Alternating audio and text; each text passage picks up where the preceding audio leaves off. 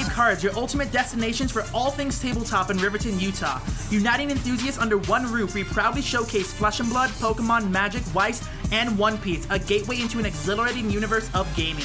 Immerse yourselves in our diverse products, including a very squishy array of Japanese plushies and the excitement of Gashapon machines. Our expansive play area invites you to duel in epic battles and forge unbreakable bonds with your fellow players. We open our doors every day at noon, embracing a realm where cards come alive and unforgettable moments are forged. Come join us at Kayfabe Cards. Do you always find yourself gambling on the plays of subpar bronzies?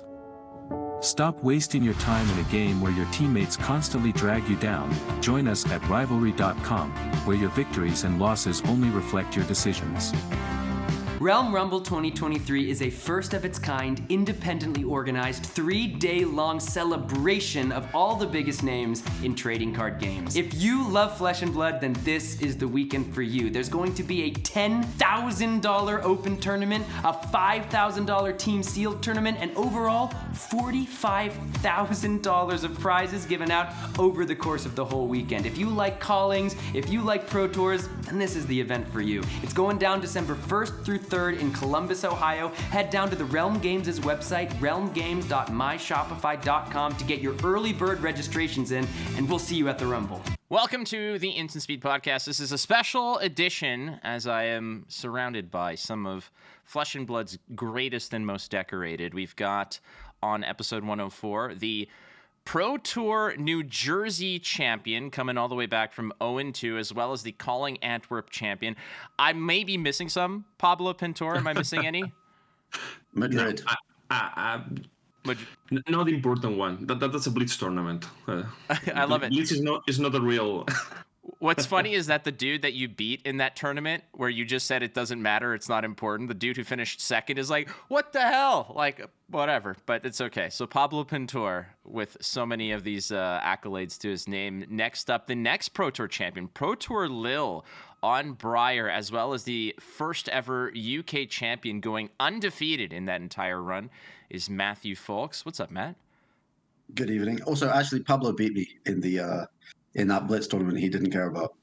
To be honest, he was the one to win a game in his team. You won against my friend Sergio. You left him traumatized about reading his cards. He actually made a huge mistake with a how is it called, a cash-in. And I think it was a Casimir, yeah. Yeah, it was an amazing situation. And finally, the man of many talents. This is, I think he shot a 76 at his club championship tournament. Is that true, Tariq?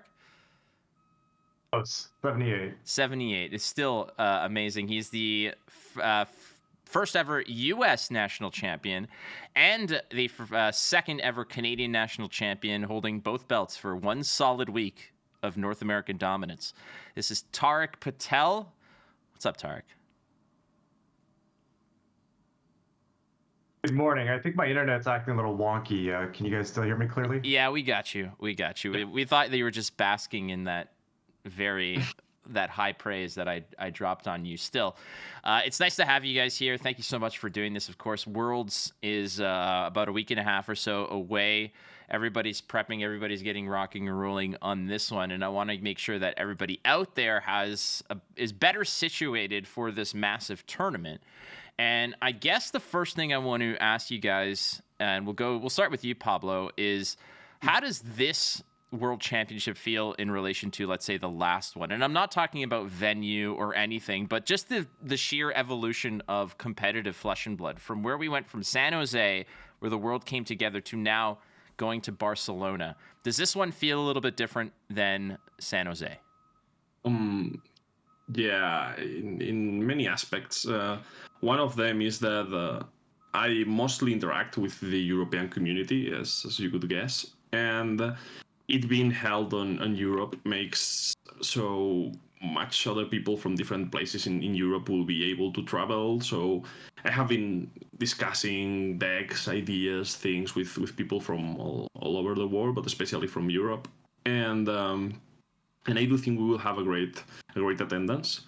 And on the game side of the event, I think we had a pretty standard Worlds last year, we knew the meta beforehand.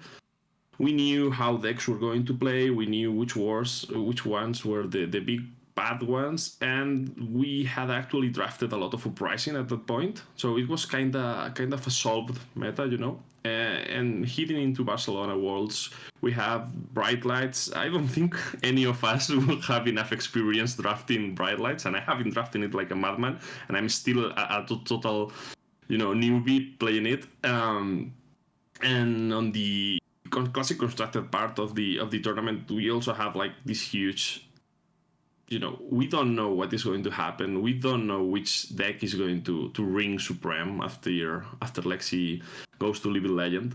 So it's much more interesting, I believe. And Matt, for you, I mean, you had mentioned just in a reply to a tweet about preparation for these types of tournaments and such, that you don't really jam a whole lot of Talishar games. You don't necessarily play a whole lot in person, or you do play a couple Talishar games here and there, but like in person, it's very limited and such. Has that changed for you moving into this World Championship, or what's the prep situation for you? I'm trying to think. The last time I played locals was before Lille last year. It's just not easy. There's no like easily accessible locals for me. And I feel like when I first started playing Flesh and Blood, I played so much that now I just try and get by on the practice I've already done, and then just bank the rest of my practice time into like the last couple of weeks before a tournament. So like at Baltimore, I had not played a paper game of Lexi apart from 2 paper games I played on Lexi the night before. And every turn I tried to load an arrow before I flipped up my arsenal. So I didn't even have a second arsenal slot. And that was like my one goal going into the weekend, was to get through the entire weekend without doing that. And I did. But like, I always think about the game, and I always like understand the meta game and think about it, but I don't necessarily play a whole lot. And that's one of the good things about practice for this tournament is like, because we have ProQuest season right before, is like, I think, like I was thinking about like what advantages do other players have over me, and I was like thinking about players like Brody and Michael Feng and some of the American players, and I was like, the advantages that they have is that they play insane amounts of competitive tournaments. Like they just have so much tournament experience, and I'm like, the last time I played a competitive event was, what was it, Birmingham? Apart from the ProQuest that I've played this season, I'm trying to think, was there anything since Birmingham? If you didn't travel to No, I haven't gone to any of the other callings. So it's like, it was Birmingham, and like they've probably played like 3 callings and 6 battle hardens since then, right? Yeah, I think that Brody, I believe in North America, has his fingerprints on pretty much every single tournament that's a battle hardened or better. Not to mention like 8 pro quests during the season. Like the dude just goes to absolutely everything, which is, it's fascinating because everybody has their different ways of feeling comfortable going into a tournament. And obviously you all 3 of you have exceptional success with your own methods and how you feel comfortable approaching it. Tariq, for you, I've been to those Tariq Patel, those home schools, those draft camps at your place, which are awesome, by the way. But now I have to ask you, Tariq, because, seeing stuff that, like, for example, Dave Rude, who runs like the TCG element of Harry Tarantula, mentioning how that store is dropping Flesh and Blood altogether. The scene locally for us, Tariq, is kind of dwindling. It doesn't mean that the players are any worse. It just means that the opportunity of where to play and the player base has kind of fallen off a bit. Have you felt that prep for Barcelona has been harder to come by? Now, obviously, you guys have teams and people that you practice with and play with, but even just getting together 8 people to draft Bright Lights, Tariq, we practiced Monarch draft together, Uprising draft together for major tournaments. Is this one been harder to prep for? Thankfully, I'm surrounded by a good group of Canadians. Even though Harry T's no longer doing Flesh and Blood, I think they're still doing it right up until Worlds. There are other stores in Toronto that are picking up the slack, and there's actually a pretty good scene downtown. Actually, they fired one on Monday night. But speaking about barbecues, there's one this Sunday. You're welcome to come by if you want. We're making a feast again, so where's my invite? swing by. Dude, You're welcome to come too. You're welcome, Matt. I'll There's pick you up at the airport, Matt. Yeah. Send. No, but it's been good. Like Matthew, I don't get to play a lot of these events like Battle Hardens and so forth. I think this year I've maybe played 3 major events between the Pro Tour, calling Indianapolis, and the Vegas calling, I guess Dallas, so 4 major events. I don't travel to a lot of Battle Hardens, but I think where we differ is I do like to put my time in online, and I will play a bunch. So I'm going particularly hard for Worlds. I think these tier 4 or elevated events really are the bread and butter of the event. And unlike the other 2 gentlemen that are with me here, I don't have that top finish yet. I've fallen short. I lost my win in last Pro Tour at Baltimore, and close at the other one. So I'm pretty hungry for this, and I've been working my ass off. That's good to hear. I mean, it's awesome because, like you said, it's winning a nationals is an incredible thing, but you still have that drive, and we have 2 Pro Tour champions here and no world champions, and 3 players who I think are well poised to actually go ahead and convert on that. But part of that journey is going to involve that draft, which, like you said, Tariq, you have a lot of players that you can locally that will step up, like this coming Sunday. But beyond that, how much time are you all devoting to draft? And I'll start with you, Matt, because I think that the answer is going to be pretty minimal, I would imagine. But, draft being such a huge part of what the national season was like, how do you guys, parse out the time to devote to something like Bright Light's draft ahead of Worlds, Matthew? All right.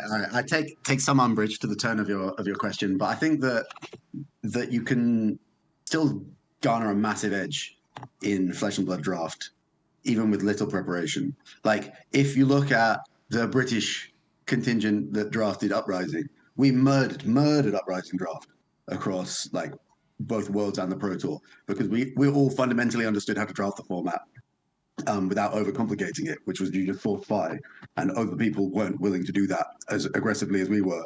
And we had like insanely good win rates across it, like, and then again, I think even in Baltimore, we had pretty good results with like the top 16 and 2 top 32s. But like, and I think you can make Bright Light's format that simple as well. So, well, enlighten us. You can, and I don't want to. I know you don't want to give away too many secrets. And no, I'll give it away. I think there's only one hero. I think there's literally only one hero in. I don't know what a dash card is. I don't know what a dash card is. Like, they just read like 0 block blank cards to me. But like, no, I'm serious. Yeah. I'm serious. And like when you understand that, it saves you a lot of time. And also you understand that, like, and I've gotten, when we talk about Uprising draft, I instantly see Tariq cringing, because I know that he doesn't necessarily agree with me. And I'm okay with that, because he's the exact kind of person I want in my pod. I love it. For you, Pablo, I think that there's going to be a lot of players out there that will maybe evaluate Bright Light's draft as not being terribly important, and that's a mistake that certain players may have made during national season with Monarch. And everybody puts time in, but ultimately, the amount of time that they'll put into their CC lists and getting those wins, because that's a reliable thing that they can lean on, and their skill will push them through. For yourself, for the Sunflower Samurai team and such, how has your drafting practice gone? How much time are you devoting to it? And what kind of little tidbits of information have you extracted from it? The main problem we have is we struggle really hard to get 8 people to fire a draft. It's like really, really difficult. So we play when we can. I have actually... It happens to me as the same as Matt, and I don't usually play locals. It's too far away from me, and I usually play online. I have been drafting at the Runaway server quite a lot. It's a really useful tool. Not necessarily the best one, but you can see these little ads. You start understanding how the set works, what you need to draft, what you don't actually need to draft certain heroes. And I would say we are focusing harder this time on the draft section of the format, because I do think that the games themselves are quite, they have a lot of variance. Like the boost mechanic is quite swingy in itself. Let's say you're playing Teclobossen and you boost one of your good red cards. That's really bad. But if you're boosting one of your Evo PCs, you're a really good player. You're doing really good this game. So we're trying to gain an edge where we can, and I do think that this time around the draft section is really, really important to try to get that the coveted 2-1 at least in every draft pod. So yeah, I also don't think the meta has changed so much that we need to practice a lot on CC. I think that's fair. That's a good way to sort of economize at least your time that you're devoting to practicing for Worlds, especially since the meta right now hasn't changed, but we'll get into the meta post bans, etc. For you, Tariq, and preparing for draft, you got your draft cap coming up in a couple days and such on Sunday and whatnot. But have you done any of the draft practice already, and what are your early impressions about Bright Lights? And I want to ask a quick question here from Greg at Darth Prentice. Says, I would love to hear their thoughts on the number of dex archetypes that exist in Bright Lights draft. Seems like there's at least probably a couple of archetypes that haven't been realized yet. And this is a really weird question to the degree that I don't think they're being innovative in draft is going to reward you. And much like what Matt was alluding to, there's one obvious choice or one super strong choice that kind of, or one obvious not choice that kind of really eliminates a lot of the guesswork. For you, Tariq, have you kind of come to that conclusion that in draft, in this format, there's really one or two solid options and the rest are forget about it?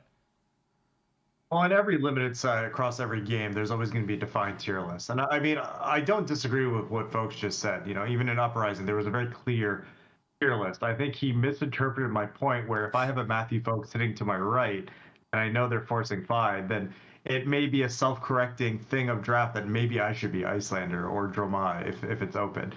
So with that being said, I definitely agree with what he said. Teclovossen seems to be, a head above it. But if 4 people to my right are also being Teclovossen, you need to play something else. We actually did an experiment the other day where we did a pot of 8 and we just kind of went in, we chose 6 people and we said, everybody, these 6 people are forcing Teclo. What will the decks look like after? And there were some unplayable Teclovossen decks. The person that got the 2 first picks, aka the person that was closer to the dash or the maxes, had decent Teclo decks because they got the most amount of first picks, but the Teclos at the end was it was famine. It was feast or famine, and it was very clear when you were sitting in those seats, because we went back and reviewed it, that you should not have been Teclovossen. So draft in a lot of way.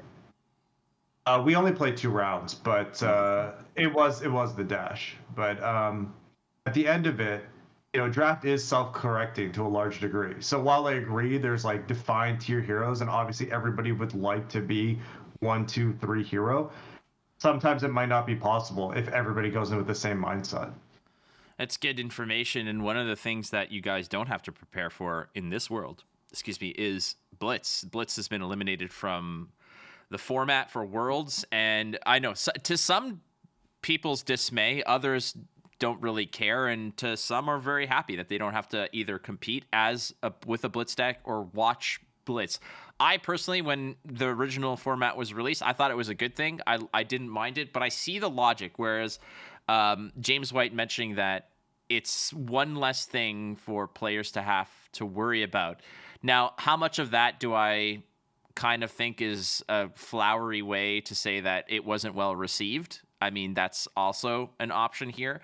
But what is your take on Blitz not being in the format? And we'll go with you, Matt, first. Okay, so I really like playing Blitz at Worlds last year. I got to play Kasai, which was a terrible pick for the tournament. The room was 30% Icelander, and that's you can't win that matchup. You cannot win that matchup. But I managed to dodge Icelander the whole day and got really lucky, and I got to play my favorite deck, which is Kasai, for the whole day of World. But that said, one of the problems is that Blitz does have more, I guess, inherent variance. And that people take to that badly. And like I think the solution to that usually is an increased round count. So like if they do like standalone blitz battle hardens, they run like 10 rounds of Swiss, right? Because they're only 30-minute rounds. And so like, but if you can't really do that in Worlds unless you want to make the rounds, because then they're more valuable than the CC rounds because you're running 8 rounds or 10 rounds or whatever. So like, although Blitz maybe wasn't a great inclusion, I feel like they could have put Living Legend in there as like a spicy way to launch the format. You know, it would have pushed the boat out, been pretty experimental, like something. I mean, I say something broken. Everything in there is broken, right? That's why it's there. But like, I thought that would have been like an exciting way to do it, like because it was a really cool challenge to have so much on your plate for Worlds last year. It's like it's not just one deck you got to work out. It's like 2 formats and a draft, and like that's a lot. You know, and it is a lot, and I think that's to James's credit, saying that we eliminated it because it's one less headache to have to navigate. You looked a little bit excited to hear that Living Legend status or Living Legend as part of the format. Tariq, is that something that would you make that trade if it was Blitz or Living Legend? Would you rather have played like 3 or 4 rounds of Living Legend? I think it's fun. I like doing powerful things. I think it's all why we play games, and I have some nice nostalgia with Chain and Starvo and all those decks. So I don't know if it would be the healthiest thing, but I think it would be super fun. And I think I'm advocating it for the Realm Games Invitational that I'm going to in December. So I hope they slip in 4 rounds of Living Legend in that tournament. I think that would be absolute badass. Well, I will definitely. I would love to see it. Like for me personally, if given the choice, would I rather cast matches in Barcelona that were like the first few rounds of day one? Would I rather do Bright Lights draft casting, or would I rather do Living Legends CC casting? I would much rather do that 100%, again, because I'm personally not a big fan of Bright Lights, and I haven't drafted the format. I've done other, the shuffle and play and sealed and stuff with it, but I've never drafted it, and I don't envy you guys for it.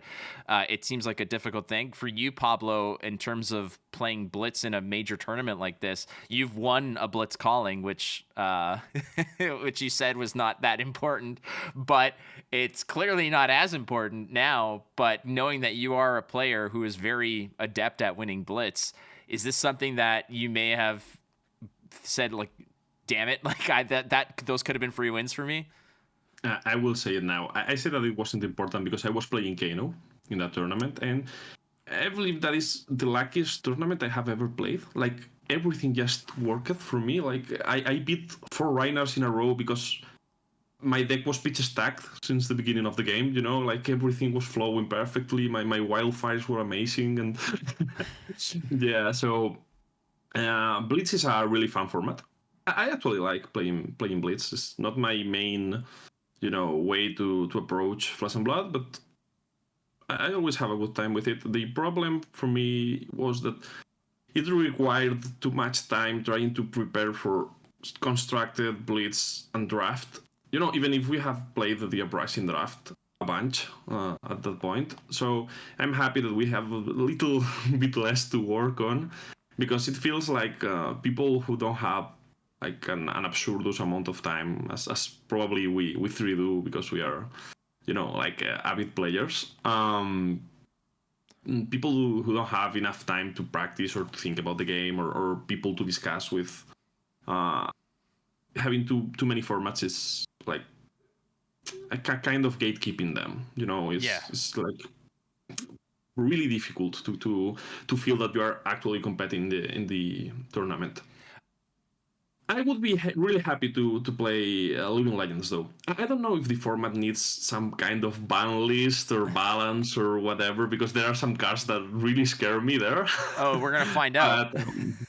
But yeah, Living Legends seems like a really good way to add something new to tournaments, because most players have already played those heroes, or they are easy to pick up because they are solved already, and it would be really fun. As Matt has said, merging Blitz and classic constructed rounds in the same tournament is pretty difficult as well. So I do think Living Legend would work much better. Well, I know that like Living Legend just gets me super excited for the game, and like Tariq said, doing huge things, and there's a little bit of a nostalgia factor as well, but it also factors into the reality that there are players who are traveling to Barcelona only to compete in that. Like it was kind of a little bit of the decider. Like they're going there, they're not actually competing in Worlds, but the fact that there's a Living Legend thing, they're like, that's what I want to play in. Whether they were going to do side events all weekend long or whatnot, ultimately that was the selling point for them to sort of get serious and actually compete. And that Living Legend roster has grown because Lexi has crossed that bridge. Now, obviously, all heroes are going to be legal in that format, but Lexi specifically, and for Worlds and Classic Constructed, that's one more big bad that is out of the picture, which was kind of the nucleus of what the meta was. You either play it, you play to beat it, or you have to come up with something that can at least compete against it. It was a big portion of it. Dromai now seeing a resurgence, or not a resurgence, but rather a new ascent to this prominent tier. Tariq, is Dromai now that deck? Is Dromai that number one deck that is on everyone's mind moving into Worlds prep? I think without a doubt, it's the deck to beat. Whether it will stay that way until Worlds is a different question.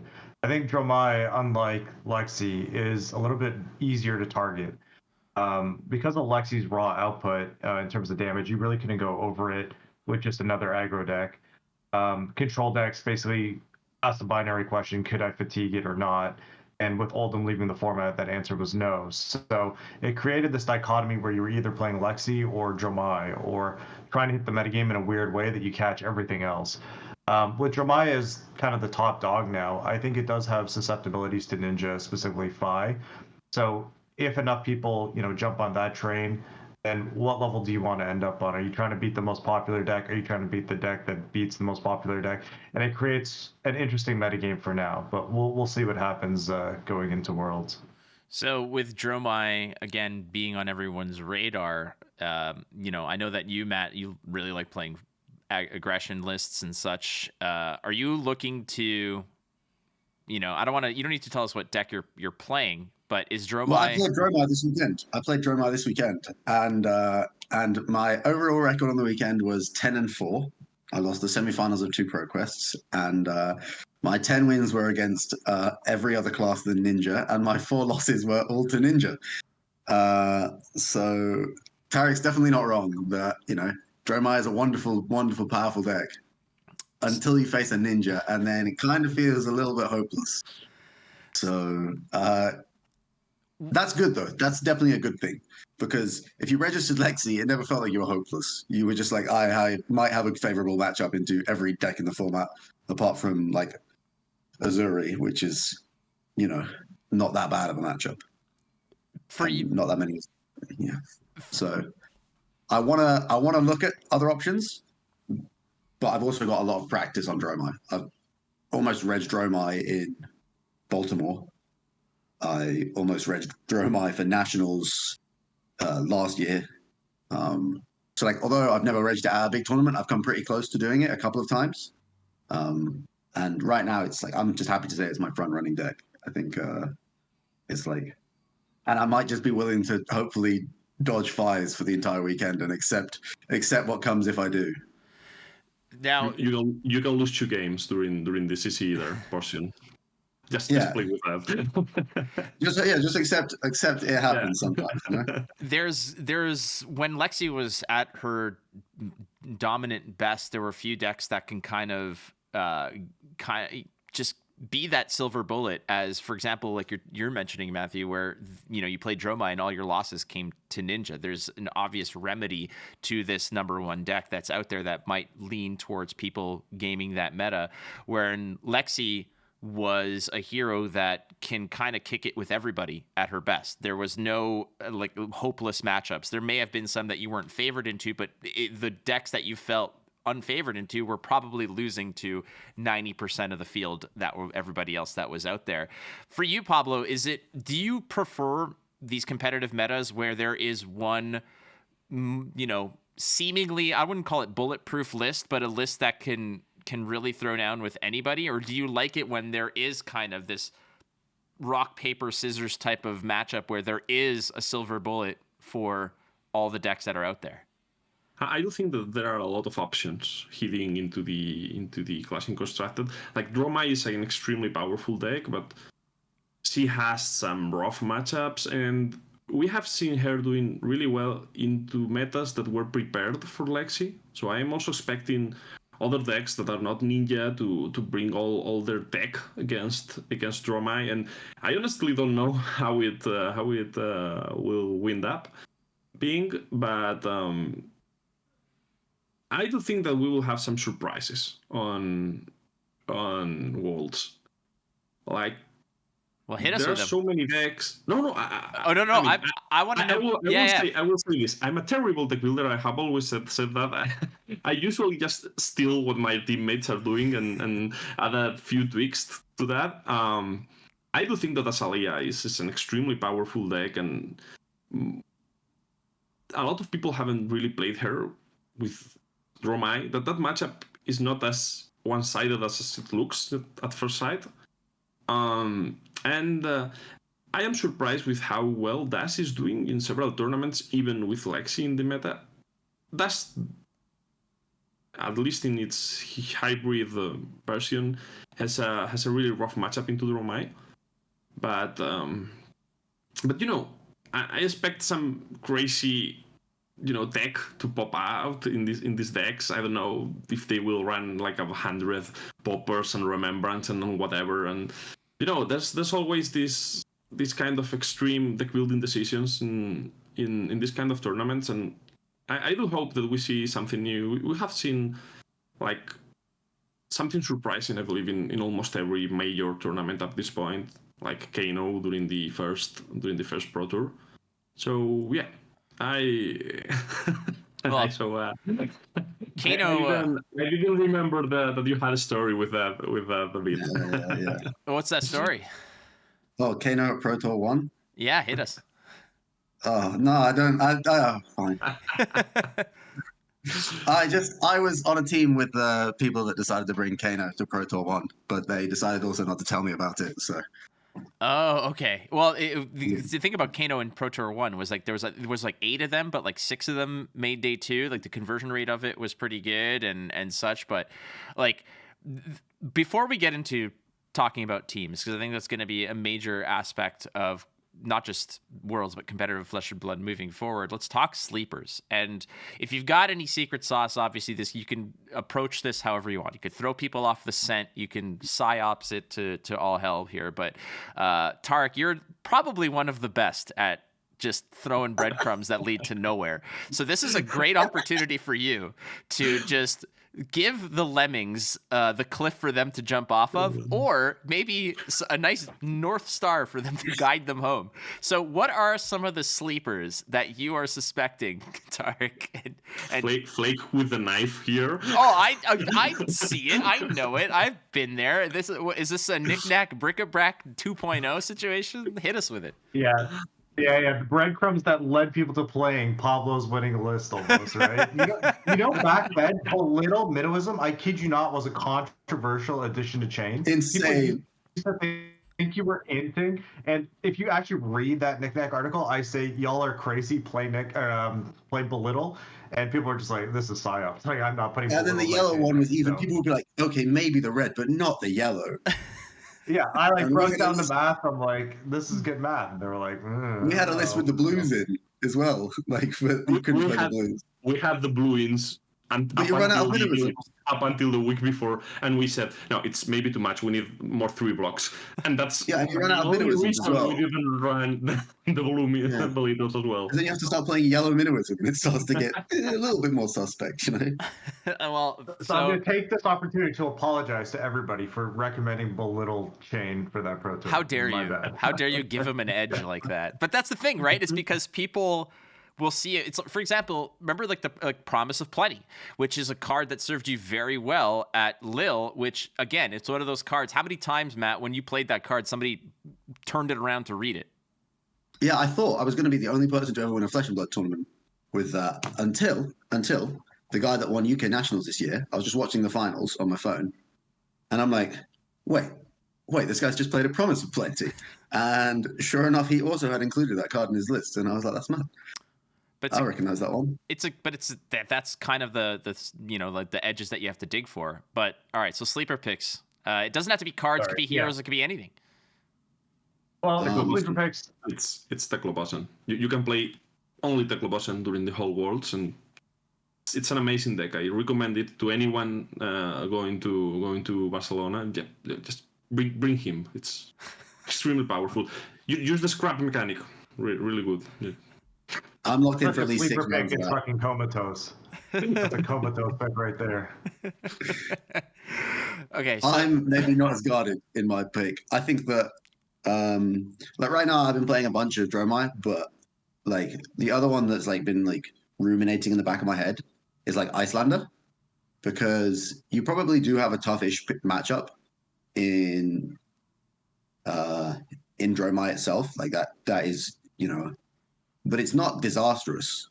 And especially with the Dromai lists like moving away from playing like 6 to 9 blues, like where they move towards a redline deck where like they might just have Passing Mirage as their blues in the sideboard. Like one or two Frostbites or a Channel 8 Frigid can just be crippling, just like backbreakingly crippling. So like those matchups might actually shore up a little bit, and then you kind of have a really good spread across the field where like Bravo looks really clean for you. I'm sure Pablo knows that matchup can be tough. It's really tough. Yeah. What else do you have? Azalea. That matchup's pretty clean, where again Frostbites can be crippling. Channel 8 Frigid completely shuts you down. Like they have a limited number of blues. Fly used to be a tough matchup for Icelander, but with Belittle gone, like that matchup again gets shored up. And like, even in the presence of Lexi, we saw Icelander win a bunch of tournaments, right? A couple of people, like so Sam Braben in the UK, who actually lives like 45 minutes away from me. He won a pro. He won one of the pro quests I went to this weekend. Is like just been smashing on Icelander, and then a couple of people in the US have also done really well. And I think that's probably like, if I had to lock in like the 2 decks I'm likely to play at Worlds, it would be those 2. The thing about Icelander I find is that even though it gets a lot of people will complain about it, and partially it's because it's ice, but also I feel like to succeed with that deck, you have to be a good player inherently. So people who lose to it are probably just outclassed by the player that they're playing against. So they'll always lose into it. Like I've played against an Icelander who just ripped the list off of, Michael Hamilton last year and didn't know what the hell they were doing. And you win like 30-0. You just beat the piss out of them. They don't know what the hell they're doing. Whereas Icelander with a great pilot behind it, with an inherent understanding, can, like you said, Matt, just like it's not a disastrous matchup against a Dromai. Like I've watched someone like Majin Bay in a high leverage game, which looked unreasonably overwhelming against him, managed to, creep in the margins and get out of it and win those types of games, which are the best Icelanders will do. So back to you, Tariq. You hit us with like a hero that you think maybe you're not going to play, but can surprise.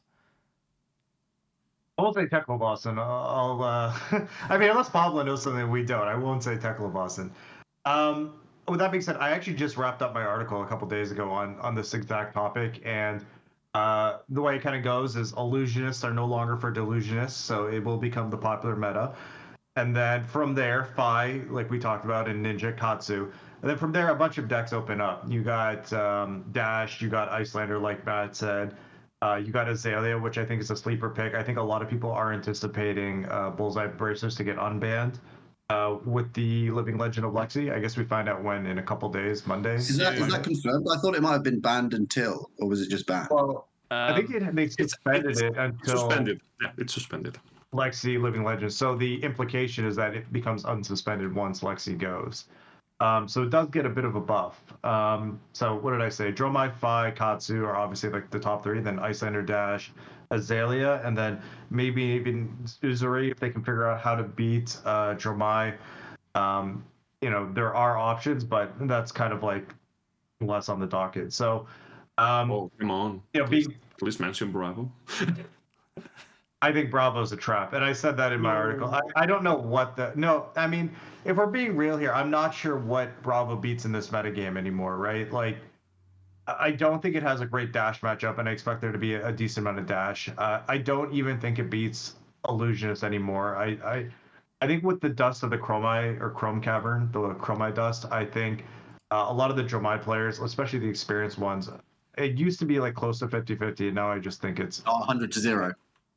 yeah, and they don't even play Ghostly Touch anymore. Like if they wanted to just like nuke the matchup, I think they could just play Ghostly Touch plus Mage Master Boots, and it would be even more of a snowball. So if you're playing Bravo, you need to learn. I mean, you need to figure something out that nobody else knows.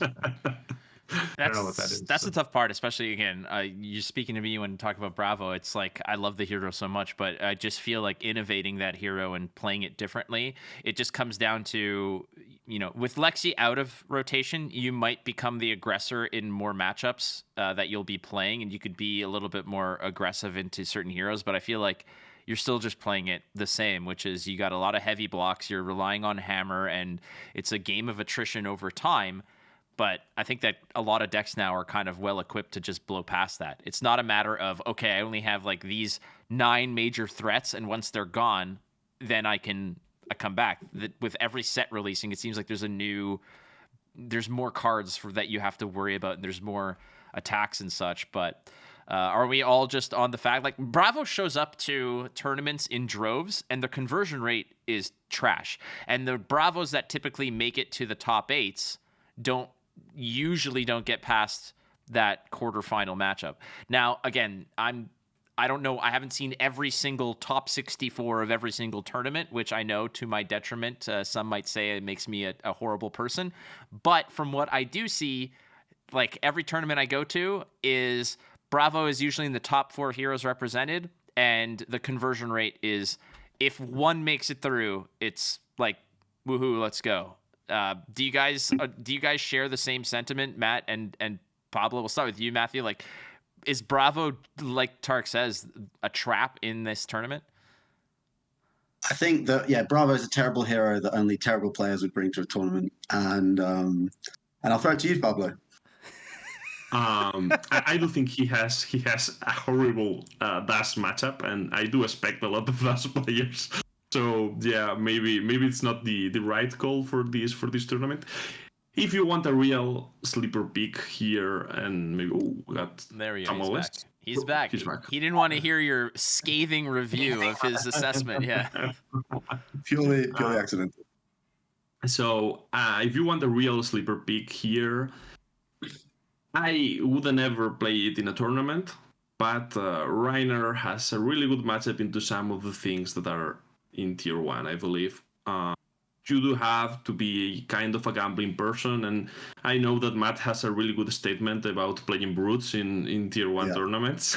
But yeah. What's that statement, Matt? God. Oh God, do I need to bleep something? No, it's just I just made a statement about why you shouldn't register brute or your wife will leave you. And then may have made the mistake of registering Levia at a calling. Okay, Pablo, give the Bravo players a little bit of hope. Like Tariq and Matthew are completely saying that it's garbage. Don't do it. You seem a little bit more hopeful. For people like me who are terrible players who will bring it to a tournament, what is the saving grace? Where are Bravo's strengths right now in this meta, in the world's meta, let's say? See there, that's the answer. Maybe you can chain crippling crashes and start tracks till you win, but it does seem like he will have a harder time without Lexi around. Hey, that's a good enough answer for me. We're gonna move on here to another major aspect of this, which is teams in Flesh and Blood, and the idea of teams in general within competitive Flesh and Blood and competitive card games. You all three of you are on teams, the Sunflower Samurai, Team Magnolia, Team Dragon Shield. Like, there's very much this support system of not just other minds that can help you innovate, create, and design decks, but also practice, and just having an outlet to play against really good players seems like obviously an advantage moving forward. But I want to ask, well, I'll ask you first, Matthew.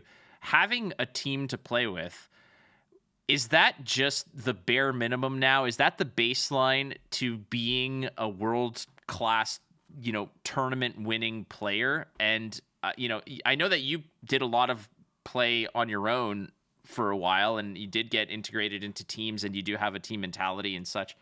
But what is the importance of being on a team right now, and how necessary is it if you want to win something like nationals or a pro tour, et cetera?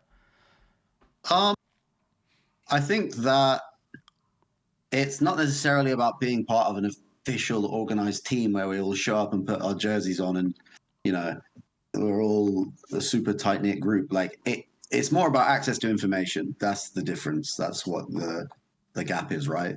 And if you can make friends and make a group of people with which you can share information and and essentially save yourself from having to do all of the work yourself, because acquiring all of the knowledge about the game is just not doable by yourself. You can't know everything and work out everything yourself. And you can save a hell of a lot of time if I just, if say I don't know how the Dash versus Rhino matchup is, I can just ask someone who I trust, and they're going to say, it kind of goes like this. And I'm going to be like, cool, I have a pretty good understanding from where to start with my assumptions about it. Or I go, how you did well with the Dash deck. How did it go? Why did you do well? You can just shortcut a lot of the knowledge gaps, and you don't necessarily have to have a team. I know plenty of players who are good, and when I won Leal, I wasn't really on a team as such. I practiced a lot of Uprising draft with friends, and but I wasn't on any part of any official team, and most of the testing for that tournament happened just on Talishar, but that was the early stages of what it was called Flesh and Blood Online then, when the standard of play on Flesh and Blood Online was almost exclusively serious Pro Tour players. You'd be getting very good level of practice. So it's maybe a bad example, because now, I don't want to rag on the quality of Talishar players, but it was very high then, and now you have probably a more representative of the average Flesh and Blood player on there, which is fair enough. But when it was in its inception, only very committed Flesh and Blood players were on there, and so you could get very, very good practice very early on. And I still spoke to a bunch of people about it. So you don't need to necessarily have a team, but you do need to make friends with people that are good at the game. And if you care about getting good, networking and making friends with people that also care about doing well is one of the skills you kind of need to have if you want to do well. Sure. And one of the questions that came in is from Fabriana asking, is there any point to play competitively without a testing team, or is Flesh and Blood moving to be teams only for the foreseeable future? Now, obviously, it's not a requirement. It's not one of the prerequisites to playing in a tournament. And like you said, Matthew, having extra minds just to parse through particular matchups, your time is limited and it's obviously valuable. So if one person has an exceptional amount of reps on a deck or versus a particular deck, you can just lean into that. You don't need to go watch footage or play those particular matchups. You can just say, sometimes it's just a matter of saying, what direction should I be facing? And then I'll start marching forward. Am I defensive? Am I aggressive? What's the story here? And for you, Tariq, having playing not just with Team Dragon Shield and those players, but also just locally having that kind of resource or outlet, the Toronto players, the Ontario crew that really come together to have this unified front when it comes to going to tournaments and practicing. They're not on an official team, like Matt said. They don't have jerseys or anything. Is that the bare minimum now, like Matthew said? Is it just a matter of you need to have shared information? You need to have a reliable network to succeed? Yeah, so I can start by answering the question. You do not need a team to be successful in Flesh and Blood. I think for my approach, I've never been one of these corporate team type people, blah, blah, blah. And to me, it's always about just grouping with your friends and putting together games with people that have similar goals as you. You know, Dragon Shield, me, Matt, Nick, and Isaac didn't form out of some like arrangement. We're not people from different sides of the globes that have never met before. We kind of just playing the same game with the same goal. We were all friends before the fact, and then we kind of just created a team. And same thing with all the people I play with in Canada. You know, Dilks, Sean, Aaron, all those guys are in their own like world-class card players, have all had success, GP wins in other games like Magic the Gathering, and you know we're all just still friends to this day, and we play together because we all have similar goals of winning, you know, large Flesh and Blood tournaments. So at the end of the day, a team is just another way of saying a group of friends you enjoy hanging around with and playing with, because it makes it more fun. And when you have fun at something, you tend to put more time, put more effort, and do better at it. So no, it's not a requirement at all. I do it because it's a ton of fun. I mean, you've been to my house. Like the gatherings are just fun of themselves, right? I'm doing another one at Christmas where we're gonna get 16 people together. You're welcome to come again, by the way. We're doing like 3 different drafts across different games. Like it's just like what we do. It's part of like living as human beings. It's just a social experience for us all. I love it. That's just nice to hear. And outside of the fact that you're getting an advantage from the strategic and the competitive standpoint, it is nice to just have people to talk about your passions with and talk about things you love. And you're on the Sunflower Samurai team, Pablo. Your team is, first of all, they're awesome. And I want to give a shout out to the content you do, the podcast you have that's in Spanish as well, and just everything that you guys do. The guide that you guys put out for the trip to Barcelona was awesome as well. So thank you for that. I implore everybody to go check that out. But for you and the Sunflower Samurai team, Pablo, what advantages have you gained from having that team by your side? And you could talk about past and you could talk about worlds, but just in general, how has Sunflower Samurai helped you out?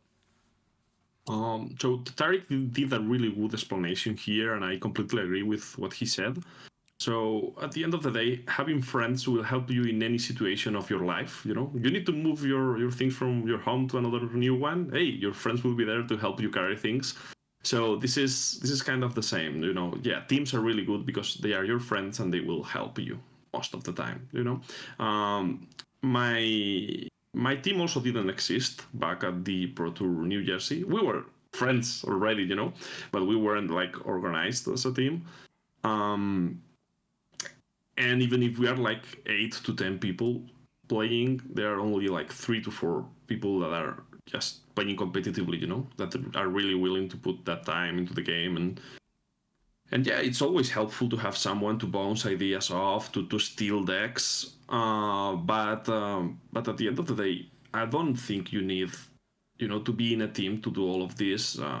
As an example, most of the Spanish community has come together for to test for Worlds, and you know, because we are friends, because we have seen each other in so many ProQuests or tournaments in whatever store, or we can come together and discuss things. And you know, I don't think it is necessary to be in a team.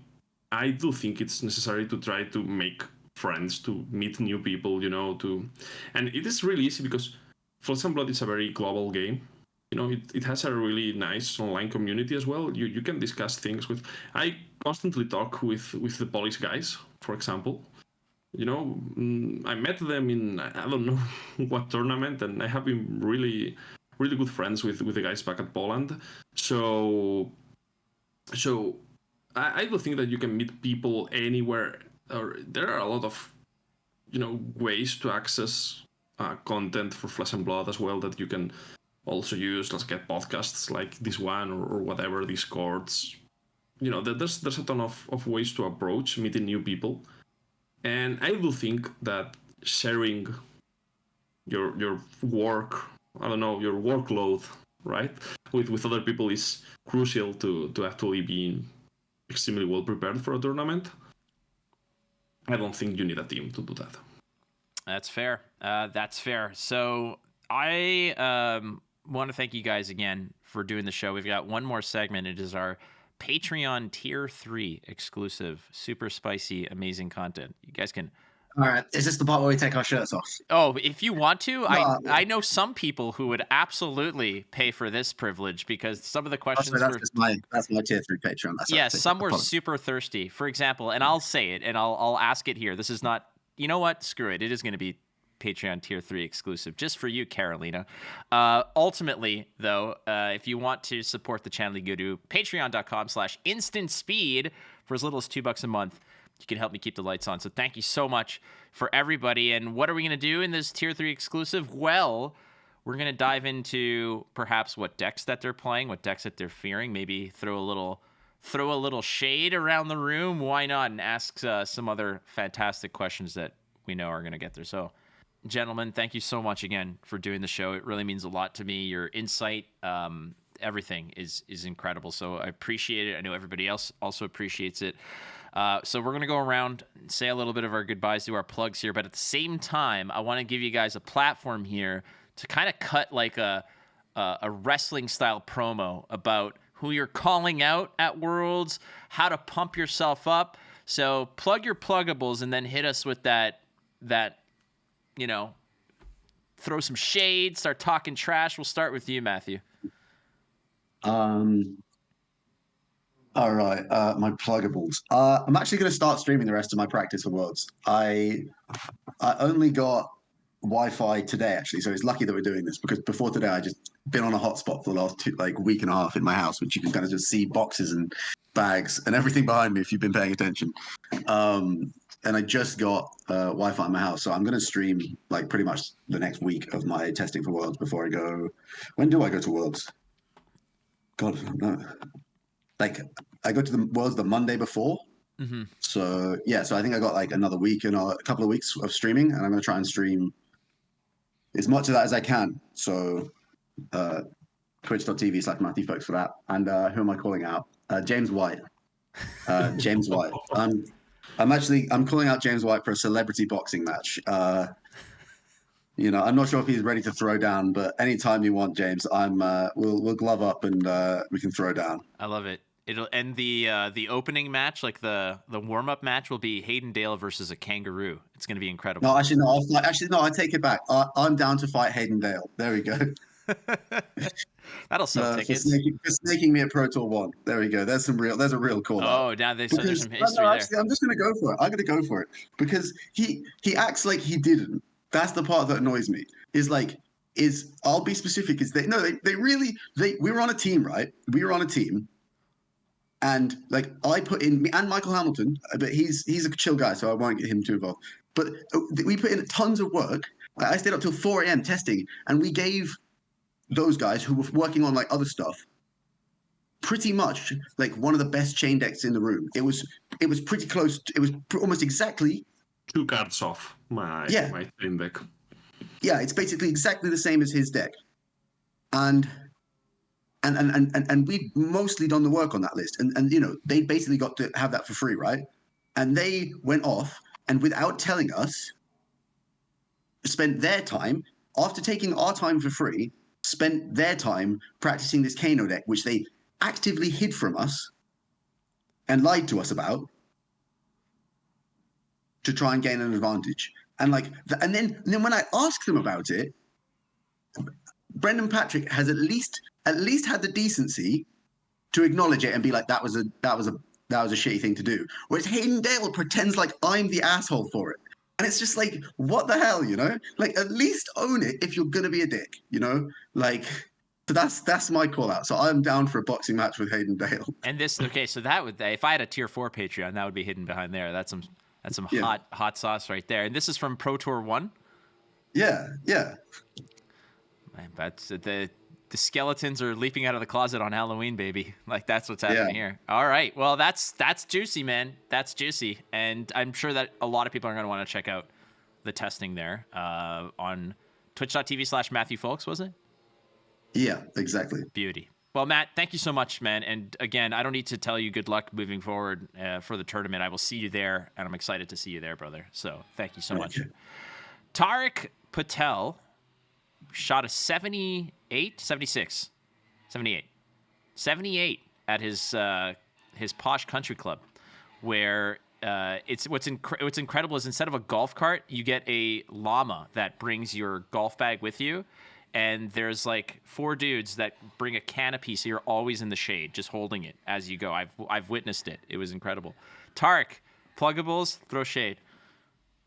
I think folks just threw enough shade for us all, but let me start with the pluggables, and then I can think about who I want to throw shade at. So follow me on channelfireball.com/my name, I think, and read my articles. I try to put my best effort into them. There's one about the metagame coming up. There's no thigh-ups, I promise. You can find basically what I'm testing there. And like folks, funny enough, I was thinking about streaming my testing as well. I think I did a test stream. Like, you helped me set that up for Nationals. I did a couple hours there. I had a lot of fun. So maybe I'll also stream my test games depending on how my schedule allows. In terms of shade, thankfully, I don't think I'm beefing with anybody. I know there are a lot of people in the community that don't like me for whatever reason, but I can't fight those battles. I think there's some Europeans. What's his name? The YouTube guy. Absolutely nuts. What the hell's his name? The Belgium guy. Kugane. There you go. Oh, Kugane. If he's going to be at Worlds, Kugane, there you go. If he's at Worlds, I want to say hi to him and shake his hand. So there you go. That's my throwing shade. Does Kugane have a critical eye when it comes to Tariq knowledge and insight? I think it was like calling Indianapolis. We were just like driving up, and then my phone starts blowing up because they're just sending me something. Do you see what this guy said about an event that happened like a year and a half past, and like how I'm a terrible person for writing about knick-knack? And I wrote a very tongue-in-cheek response, like basically apologizing for making him play Chain, and then I think he got upset. He spaghetti at me, so I don't know. But there are people that are upset at me from what I hear, so I don't know. It's weird because as an introvert, I really don't interact with people. So then when I come out of the woodwork every once in a while, just to like learn people hate you, it's like, all right. It's fascinating. Good to know, yeah. Dude, they will always find something to hate on. Yeah, so it's like, all right. Well, so on this side of the pond, there's Brody Spurlock, who is almost unhateable in any particular way. And I believe that in Europe, that person might be you, Pablo. I don't think that anybody could ever hate on Pablo Pintor. Ooh. There's always someone. There's always someone, you know.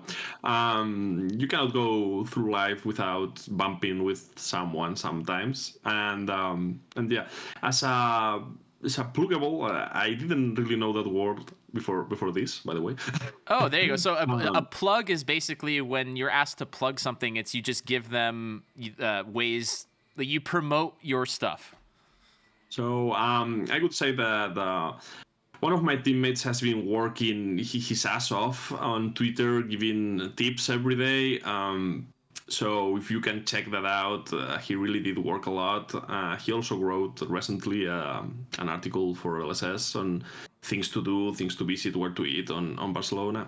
So I would say that's like really, really useful, especially the tweet about coffees. If you're not from Spain, if you're not from Spain, he's called Adrian. He goes by the moniker Usagi, and especially the tweet about coffees. I would have loved to have that when I traveled to the States and I couldn't get a decent coffee for my life. Yeah, it's not easy.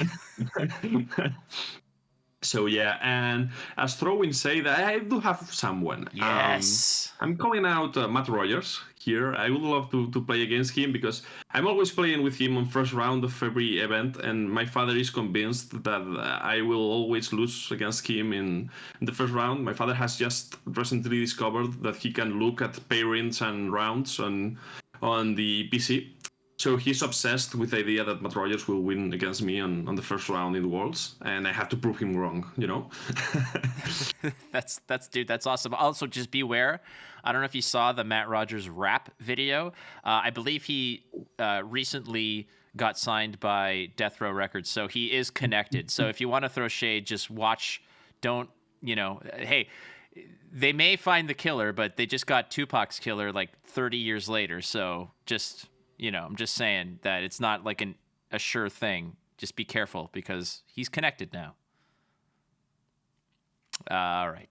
Friends, lovers, strangers, everybody else, thank you very much.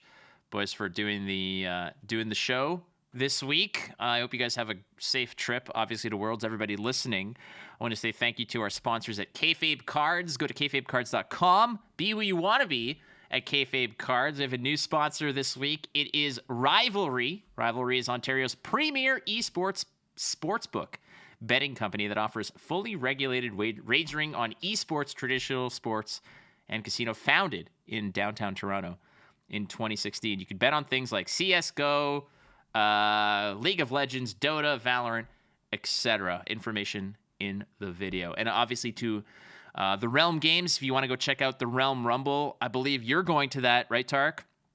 Mm-hmm. Yeah. Tons. There's like $45,000 worth of prizes being given away. It's the first weekend of December. I'm going to be there. I highly recommend you at least check it out. There's multiple games, multiple formats. Realm puts on one hell of a party. So go check out the Realm Rumble. Finally, to our Patreon supporters, you guys rock. Thank you so much. I love you all. We'll see you next week on ISB. Don't forget, you're not losing if you're learning. Adios. Goodbye. Well, I work hard. How come everybody wants to shuffle my cards? And I think that it's true. There's nothing of importance on the 6 o'clock news, and I believe there is